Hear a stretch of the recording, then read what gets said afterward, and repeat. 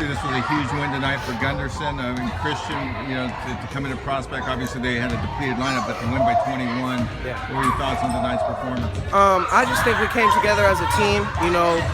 We came in as the underdogs in this game, and I feel like we didn't even care about that. We all came together as a team before the game. We're all like, this is our game. We believed in it, and it showed on the scoreboard.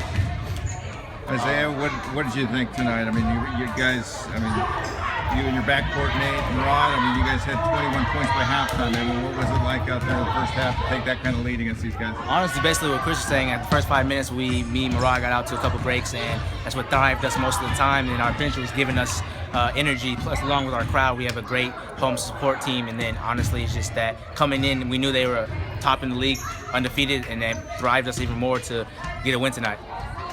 Rod, to come in here and beat the first place team, you guys are only a game back in the standings now. How big was this win tonight? It was huge for our confidence. We came in the game and we knew we had to stay humble, and we were just fearless, and we played as a unit today, and we've been playing since we're kids, and we're just trying to get better and better and better and show that we're one of the best teams over here.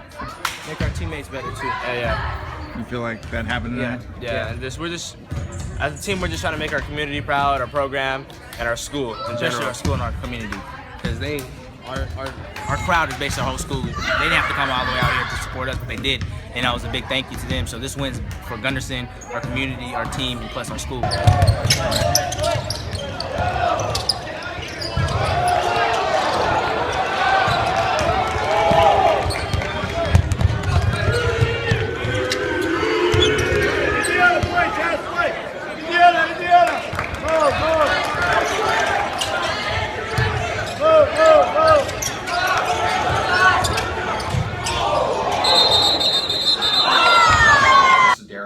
Here at the San Jose Mercury News office. Another Friday night of high school basketball here with colleague Glenn Reeves. Glenn, you were at Bellarmine tonight, and the Bells kept it close against Serra, but came up a little short. You want to tell us about what happened out there?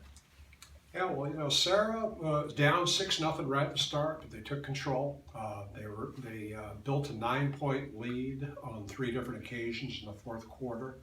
Looked like they were in control, 5 minutes to go. Bellarmine put together a rally, went on an 8-0 run, cut it to 1 on a 3-pointer by Jake Wojcik with the 1:07 left. And Serra ran the clock down. Bellarmine was hustling on D. But Jeremiah Testa, the end of the shot clock, hit a 3, put Serra back up by 4, and that's the way it ended, 44-40. Tight one then tonight, huh? Much tighter than the game that I was at. I was at Prospect, expecting to see a really good Mount Hamilton division game.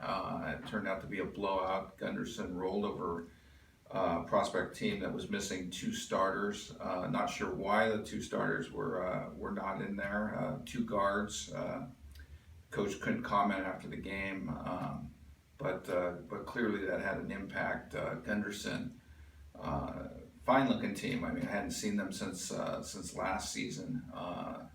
Their guards took control early. They had Christian Fudge in the middle and took control, built a double-digit lead right off the bat, led by 12 at halftime and led by double digits the rest of the way, and handed Prospect his first Mount Hamilton division loss, which was a tough one for Prospect. Prospect still has a game lead in the standings, but it'll be interesting to see if they get their starting backcourt back, because that is going to be key for them.